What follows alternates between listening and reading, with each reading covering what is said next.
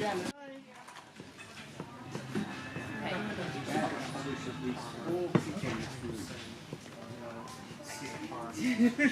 raising.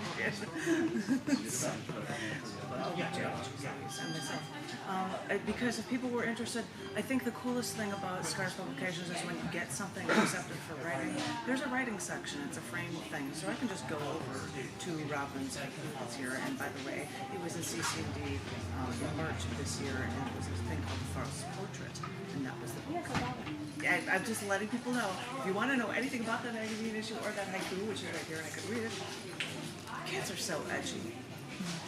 I bet the Ramones in the Do you want to dance? Anyway. But it's right there. Anyway, that's the only reason why I was doing that. I'm going to share this with them because that's what they do. And I just I have one more book and I'll do another short thing again. And this is another one that was released today. He's like running around trying to get this done. And it's a larger book. Another one of poetry, flash fiction, and prose, as well as artwork. It's called Accept Apart. This is taken in somewhere in the nature area, and I said I'd like around here, and I like how this pathway has like little guidelines and it's leading to nowhere. So that seems like a cool thing to have for a title.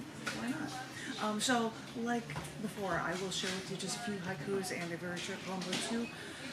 Although I noticed that all of these haikus that were placed in here happen to be written about dealing with living and visiting India as a non-Muslim white Western woman. So, and they do relate to the pieces in here for some imprisoned ignorance. I am imprisoned on Earth's dirty side due to their ignorance. Make this one a little less angry, but it's angry control. Government control will be worse than spouse abuse or a child's torture. Because you have it in your home and you're out, and then the government is doing the same thing to you. But as I said, these are right, and this one is very related to being a woman. Don't drink their water. Never show legs or shoulders, or go out at night alone. Which was true. It was weird. I mean, I was there, and it was cooler time of year. It was only in the 90s, and you have to wear long sleeves. And I saw a Muslim woman in full gear, head to toe in black, and layers covered in head, and went swimming. You know, that's got to be the most difficult thing with all these layers, just to be able to swim through. That's all I could think. Two shorter poems. This one was written for being north of here, but I tell you, it relates to absolutely any town. It's called Returning to Georgetown. Everyone is used to the noise, traffic rumbling down the roads, airplanes arcing overhead. But avoid what man has done, that human cacophony of clutter, and come over here instead. It almost seems like a sacred place. Stand still for the birds' symphony as they sing from the tops of trees. Look over into the plants near your feet and catch the crickets' percussion. What is a car for when you have these? Look around and ask yourself, is there any place else you need to be, or anything else you'd rather do?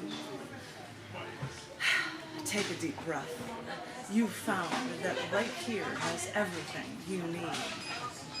Welcome home. We've missed you.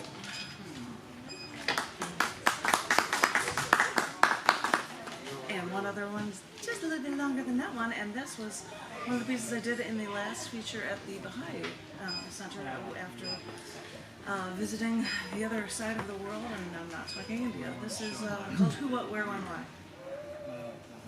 Who? British explorers, then others, looking for more ways to expand. What? And they traveled farther than anyone and discovered a cold, remote land. Where? As far south as their ships could take them. When?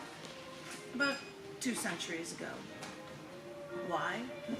To discover new land and to claim and more animals to slaughter and for food and for oil. And in this unclaimed land, ships from different countries came. It was bitter cold. Some died in their quest, but they thought they found a natural treasure. Giant whales were everywhere, so slaughter anything that they could find, get it to the whaling ships to extract the blubber and use for oil. And there were so many seals here, large animals that hadn't learned to fear us yet. So, with their impunity, dozens of species were almost completely decimated. What a treasure. Who?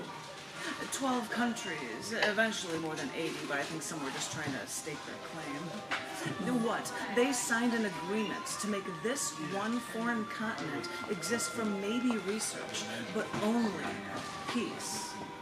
Where? At the South Pole, where the days last half a year and nights give us the aurora australis. When?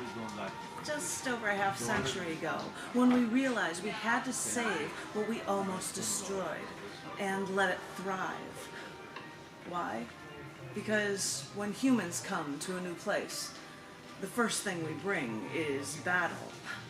So if we promise to leave it alone, maybe peace can truly exist somewhere on planet Earth. Yeah.